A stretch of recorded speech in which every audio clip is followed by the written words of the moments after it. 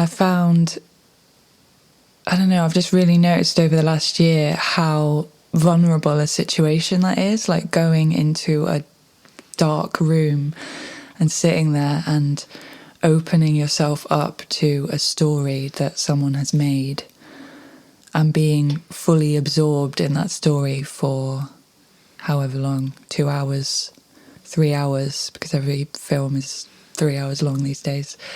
And I just feel like I'm getting more sensitive to stories and to, you know, whatever an artist is putting out, and I'm absorbing. I just am absorbing it on a really deeper level than I ever have. As I work on myself and I break away all these layers of defences, I think underneath there's just this very vulnerable, open, often kind of scared little baby. Oh.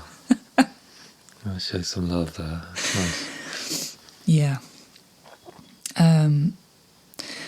So I know it's kind of after the fact because it's been out for ages and the discourse is definitely over by now, but I went to see The Substance when it came out, shortly after it came out at the end of last year. And I didn't really know much about it. I knew that it was sort of sci-fi-ish. Obviously, I kind of vaguely knew that it was about women aging and how shit that is, blah, blah, blah. Boring. I'm bored of that message already. But anyway, I went to see it at the Everyman, which is like a posh cinema in Bristol. You know, tickets are 15 quid. It's a bit fancier. You can sit in a sofa. You can get a hot chocolate delivered to your chair, which I did. Oh, I love that place. It's my favourite place. So do I, yeah, it's great. It's a really beautiful cinema. When I was younger, actually, I had a dream of owning my own cinema, and it looked a lot like that in my mind. So yeah, so like late 18th century, early 19th century cinema that was in decommission for like 20, 30 years, and then they brought it back. Yeah, beautiful place. It's a bit like it reminds me a bit of the cinema in Inglourious Bastards. You know, yeah, I was thinking that when you were saying that you wanted to own a cinema and kill Nazis. the two dreams of every young girl. Yeah. Yeah.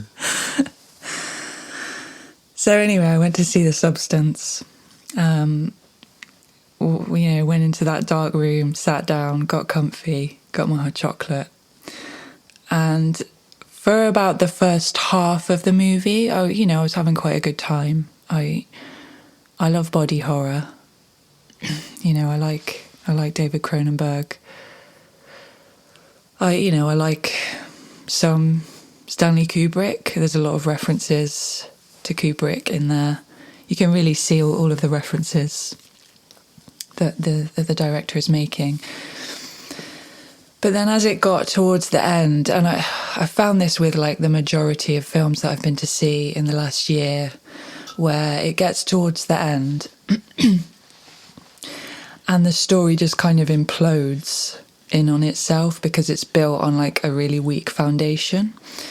And this is, the issue that I have with like 90% of films that I go and see these days is that it starts well and I'm excited. I'm like, oh, where are they going with this? I really hope they can pull this off, and give me something. Leave me with something, please. Just leave me with something that I can leave the cinema and think about it and be left with some kind of purpose or, just something a bit deeper. But this film didn't do that. It just kind of ends in this big mess. It just is a big mess at the end. And there's a lot of, really gratuitous violence. So what's it about then? So it's about Demi Moore, who is... It's this weird world that kind of looks like Hollywood, but has all these bizarre rules. So Demi Moore is like the star of this exercise class that is aired on the TV. And it seems like it's set in the 80s because the costumes are all very 80s. So imagine like an 80s exercise video that you might get on like a VHS tape. She's like the star of that. And for some reason, everyone in this world is like loving these exercise videos. Okay.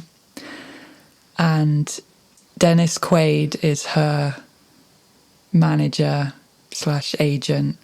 And he's called Harvey. Oh, I wonder what that's a reference to. And he's really sleazy and gross. And there's this one scene where he's eating some shrimp and the camera is just like right up in his face and he's kind of like slobbering this shrimp. And that's, I guess, supposed to show how disgusting he is. Well done. Film, great message. That's another thing. It's very like unsubtle. It's a very unsubtle film. They like hammer the scene into your forehead, Right. you know, as if you're an idiot, and they need to like explain it to you in the most kind of blatant, obvious way. But anyway, I liked Demi Moore's performance at the start. And the film is basically about her being fired from this exercise tape thing and having a breakdown about that.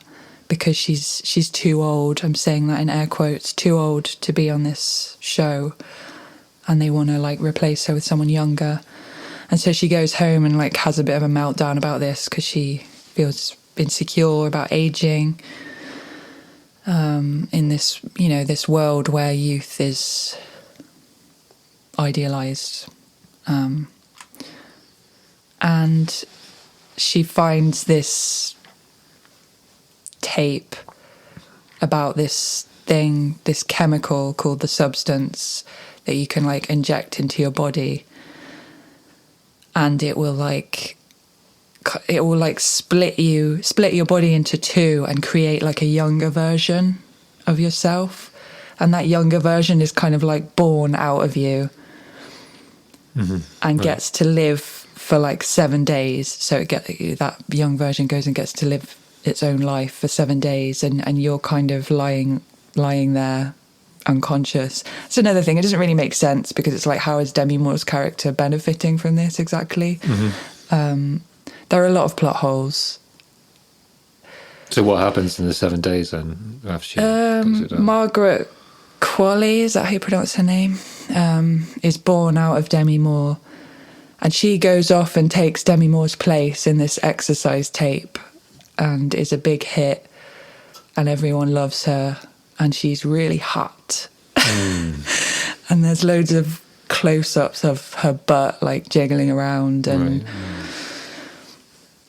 another issue I had is just like it's this whole thing of like this film is meant to be some kind of critique of like the male gaze, but then is it directed by a man? The director, who is a woman, is kind of using very male gazy shots, like, you know, Margaret Qualley's body is just sort of jiggling around in front of the camera through the whole thing, like really gratuitously. And it's like, okay, so what am I meant to be taking from this exactly? That we get to see these close-ups because she has a young body, and I don't know. It's very like the message is just not very clear. And anyway, that becomes like really obvious in the last sort of act that is just a mess. The film is 2 hours and 20 minutes long, and there's just no reason why it needs to be that long. By the last 20 minutes, I'm there in the cinema, and I'm just bored and tired because it's too long, and I'm quite sensitive to films that are too long. Yeah. Hour and a half is fine. Yeah. You can do a story then in hour 20 even. And what happens, you know, after the sort of second act with a lot of films that I go and see is I just start to get this sinking feeling of like, oh, great. The filmmaker doesn't really know what they're doing and is going to mess this up, and I can feel that coming, and it's just disappointing. And this was so bad, the end. It was just such a mess and such a sensory overload for me. Like I have a lot of sensitivity, you know, with with senses, but also with my emotions. So I'm there in the cinema, like just absorbing this mess on the screen. And it's just so full of the director's self-loathing. Like that's what's really coming through to me, is just like how much this director hates herself and hates her body and hates the aging process. And it just makes me feel really heavy and kind of overwhelmed with that. And it's just not a message that I'm really interested in absorbing, you know. And I get, like, for a lot of other people, the film has had a really big impact, and How's it? People have really taken something from it. Like and what? Like, give me an example of like what people would get from it, or who those people are. I don't know. I heard someone on a podcast saying, "Oh, this movie is like my whole personality now." I think because stylistically, maybe it's, you know, it's quite bold. Like, it looks bold, and Right. Demi Moore is giving a very bold performance. So maybe, like, aesthetically, people are getting something from it. I don't know. You know, whatever. We all take different things from movies. But I guess for me, especially when I'm going to the cinema and I'm sitting there and I'm absorbing someone's heart, essentially, is, you know, what a filmmaker is putting into their work. And I'm just feeling all of their pain. Like that, you know, I tend to just connect with stories primarily on that, like, emotional level. Maybe because I write stories myself, so that's where that's kind of the primary sense for me when I'm absorbing a story. And yeah, it's just pain, just pure pain in that film. And it was so overwhelming that I had to leave because my heart, I was having like heart palpitations and kind of like a panic attack reaction. So I had to leave. I had to go and like do some deep breathing in the bathroom, and left and like hurried to the train station to get the train home. And I was just sitting at the station, just like my heart racing, this kind of panicky feeling in my whole body. And I kind of dissociated, I think, on the way home, because that is a trauma response. A trauma response that I sometimes revert to when I am in this kind of situation. And also the train was really loud. There was like all these school children kind of screaming and shrieking. So that was another thing that just like was just battering my senses. So yeah, I think I just dissociated, and I just didn't know what to think, like what to make of it. And to be honest, it's taken me this long. It's like months after that experience. It's taken me this long to be able to talk about it, because it was just so difficult and like uncomfortable, and not in a way that I enjoyed. Like sometimes you go and watch a challenging film and it's difficult and uncomfortable, but it gives you something to think about, and you know. Yeah, it's like that on purpose. It's like that on purpose, yeah. and there is a reason for it being challenging and uncomfortable, and it changes you in some way. And this just left me holding all of the director's pain and, you know, fear of aging and hatred of the aging body, which is just not something that I am interested in. I guess it's just not a frequency that I relate to. Maybe other people who've got something from it can relate to that more, but in terms of aging, like, I'm generally pretty positive about the aging process, and I feel like every year I get older, I get more powerful, more in touch with myself, you know, become more myself the older I get. And I'm only like in my mid-30s. Maybe I'll hit 40 and I'll just have a breakdown like the director of this movie did, and then make a piece of art about it. But I don't know, the trajectory that I've experienced so far is just not that. Like I'm loving getting older. And I also think if you're an artist, getting older is really beautiful, because you know, your creativity gets more developed, and you get to just create on a much deeper level as you're stripping away all of those kind of ego layers that you build up when you're writing stuff. You know, when you're younger, it's very ego based, but I think the older you get, like the more that gets stripped away, at least in my experience. Yeah, definitely. Obviously everyone's experience is different.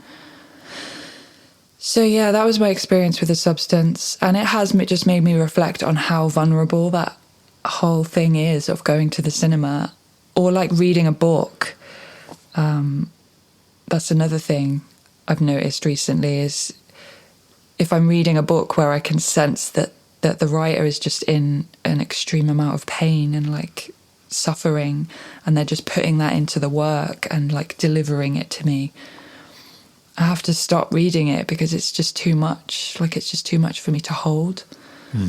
I know what you mean. I think that there needs to be something else that's valuable there as well to be able to justify that, because I'm the same. I'm really empathic as well, and that's normally what I get to begin with. Like, if I'm reading something, will be the writer's pain, but then if the book has something to say and it has something to offer, then it's worth, for me personally, it's worth going through that initial stage of absorbing that, you could say negative energy to begin with, because there's a reward, to go through that process.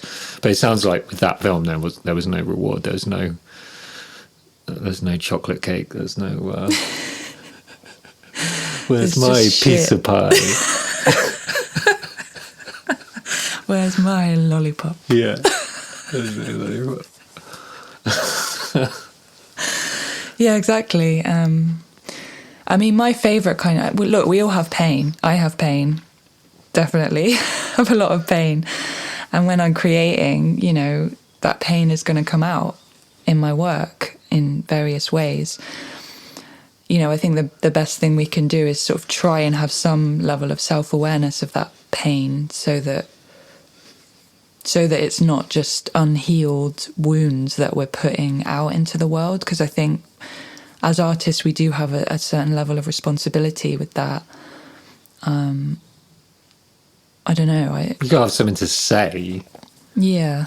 Right? Well, maybe not. Maybe not always. Maybe sometimes it's more about asking questions than saying something. But I do think that it is useful to also at least tune into the possibility of something new from a subject, right? Because I think maybe it is not all the time, but some cases irresponsible to just be recycling the same message, especially because like the time that we're living in is so different now from what it was even like 5 years ago or 10 years ago.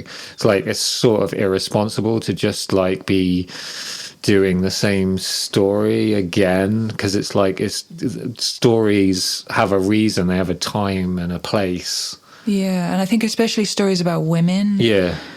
Like, come on, let's just come up with a new message other than like, oh, aging is shit, isn't it, if you're a woman?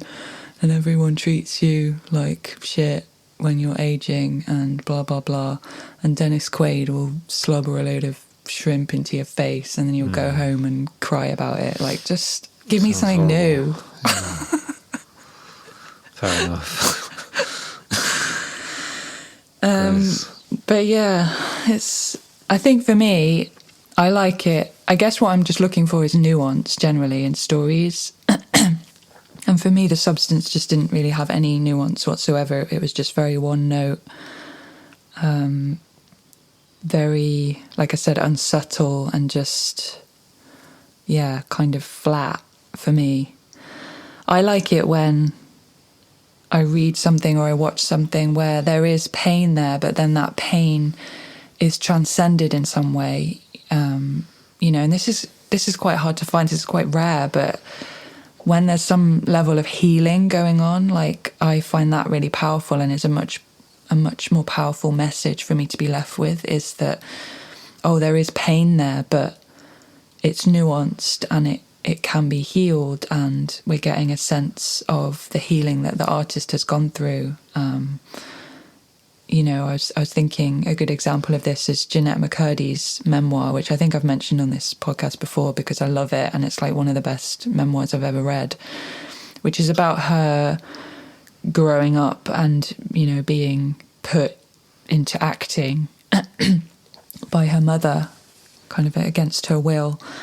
And it's just about her experiences of being a child star, on Nickelodeon, and how traumatic that was, and all of the abuse that she went through.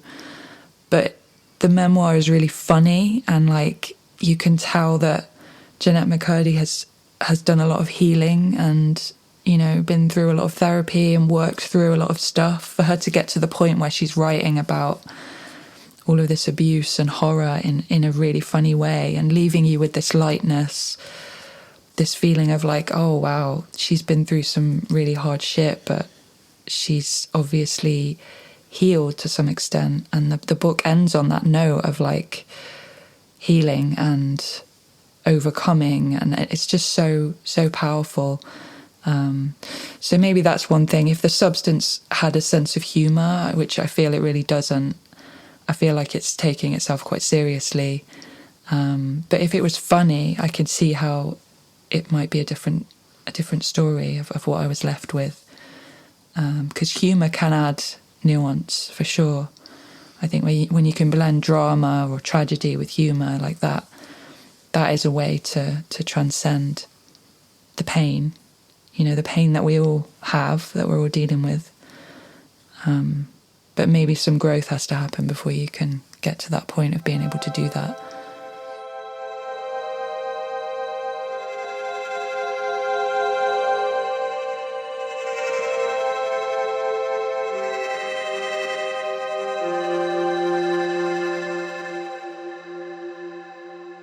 We'd really love it if you could help us to grow the podcast and grow the community.